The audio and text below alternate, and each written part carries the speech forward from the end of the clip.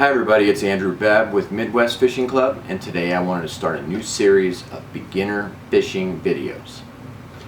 I will also be giving away some free fishing gear to one of my lucky subscribers. So stay tuned and I'll be informing the winner during this video.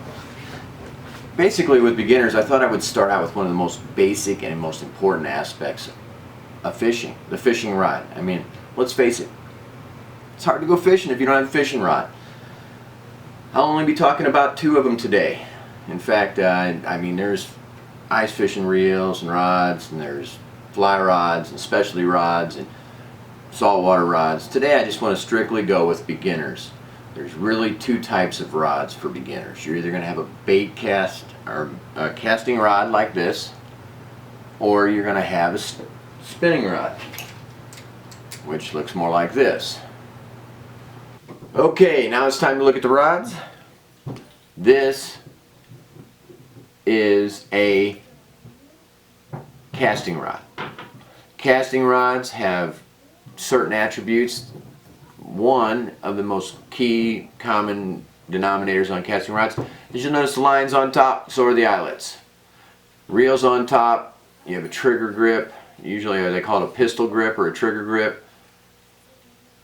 Components of a casting rod: you have the blank, which is the man-made material, fiberglass. Old school would be fiberglass. You go into graphite, you go into carbon fiber. Right now, actually this is a carbon fiber rod right here,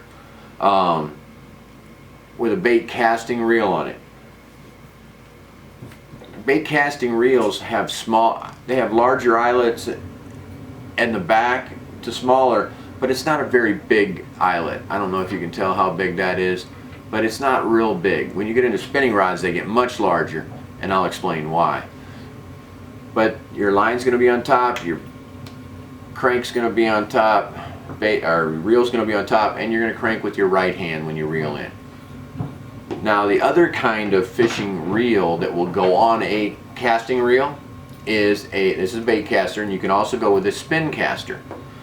A spin caster is, well, everybody's seen them. Got a little thumb button. I don't actually use one, but I did look in the garage and found one that was been retired from my 6-year-old. He got rid of this when he was about 4 years old. It's just a little itty bitty pole, but it's the one that everybody probably remembers. Still has that same trigger, pistol grip with a blank. This is actually a fiberglass blank, and you push and hold the button down until and release as you throw, and you crank it in. Very, very commonly used, although it's what I started my children on. As an adult, can you use these? Absolutely. If I was learning how to fish, would I start out with a spin cast? Probably not, but can you use them? Absolutely. Don't think you have to go out and buy a million things. It's helpful. I'm not going to deny it, to have different fishing poles for different occasions and different things. But when you're just starting out, you know, find your niche, find what you're comfortable with. There's going to be a lot of reasons why you'll either want to go out and buy things, or you could start fishing for bass and decide you don't like fishing for bass, and then one day you go out and try and fish for some trout or some walleye, fall in love with it, and it uses in completely different gear. Although walleye and bass are fairly the same, but trout, not even going to be close. All right, I'm going to move on to the spinning reel now. Spinning reel looks a lot different, and no, if you ever see somebody doing one of these things with a spinning reel, he's doing it wrong. Spinning reel, the reel is supposed to be underneath, and it is specifically like that. You can see the reel itself, when you actually let go of the You'll understand why the bait, because it unspools like this. So you need much larger, get that out of the way, much larger line guides or eyelets up here, tapering all the way down. It's doing that is because that line, we do not want to impede its progress in a cast. So we want that eyelet large in the back. These are the basic tools of a beginner fisherman. If I had my option on what I'd have to buy, everybody asks me oh, I'm just going to go out and buy my first fishing pole. I went out with my buddy the other day and I had a blast. Or I went fishing, a fishing guide took me out a couple weeks ago and I'm falling in love with it and I got to have some gear. And what do you go out? If I'm going to buy one rod, what are you going to buy? Depends on what you're fishing for.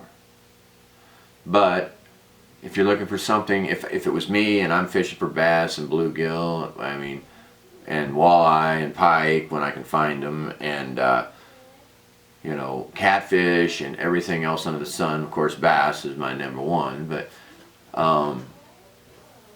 if I was going to go out and try and buy one rod, I would probably go out and get a 6.5 foot to 7 foot, probably 6.5 for me if I really had to make up my mind. 6.5 foot medium weight, or medium power, they'll call them medium power, and with a fast tip. That's going to do about, you can get away with it for almost anything. Is it the best choice to do a lot of things? No. But can you do a lot of things with it? Yes. And I wouldn't buy it in a baitcaster, believe it or not. If I was new and first starting, I'd go out and buy a nice good old-fashioned spinning reel, rod and reel. I think that's the best way to start, especially if you're an adult. I think spinning reels for anybody over 7 or 8 years old is the way to go, until they feel comfortable and can handle a baitcaster. I hope that explains everything for you. I'm going to get into more of the power of a rod. They're rated in different things, power ratings and action ratings later in other videos. But I had so many people ask me that question, I just felt I had to answer it. For the giveaway, guys, and I know that I am going to be, pulling a rabbit out of a hat or pulling names out of hats normally. But today I wanted to give this first one to somebody who's actually one of the best contributors to the website and or to Facebook and YouTube, and that with the comments and great responses that he has to a lot of my videos and Facebook posts. And that is Jim Bell. Jim, I know you're waiting for the ice. I hope it's there by now, but if it's not, it's got to be getting close. Although down here in Kansas, it's still too warm. It keeps going up and down like crazy. But Jim fishes mainly at, looks like Badger Lake in Webster County, Iowa. He fishes for largemouth, some crappie, bluegill, catfish. And he usually fishes once or twice a week at least. And I know, like I said, I know he's waiting for the ice fishing to start. So congratulations. Let me show you what you won. I've got a, from Buddha Bait Company. It's a 3-ounce spinner bait. Now this is a little different than most, and I've actually tried this out a couple times, and it does come up on plane like they say it. This is actually made out of tin versus made out of lead, so it's lighter. When it comes up, still 3/8 ounce, but it comes up quicker and it planes quicker because of the lightness of the tin. So that's one of the things. And I also have a one of Rick Clune's classics, square build crankbait. So congratulations, Jim. Thanks for all the comments. Now, for the rest of you, please click the button below, subscribe to the YouTube channel. Also, we're on Facebook at MidwestFishing.com. We're on Twitter. Subscribe, and you will be in the drawing to get these great prizes. And I hope to get some sponsors pretty soon. So if you're a sponsor and you want to throw some stuff my way to give out to my members, I'd be more than happy for that. Don't forget to subscribe. Thanks a lot. My name's Andrew Bebb with Midwest Fishing Club. Until next week, you have a great day.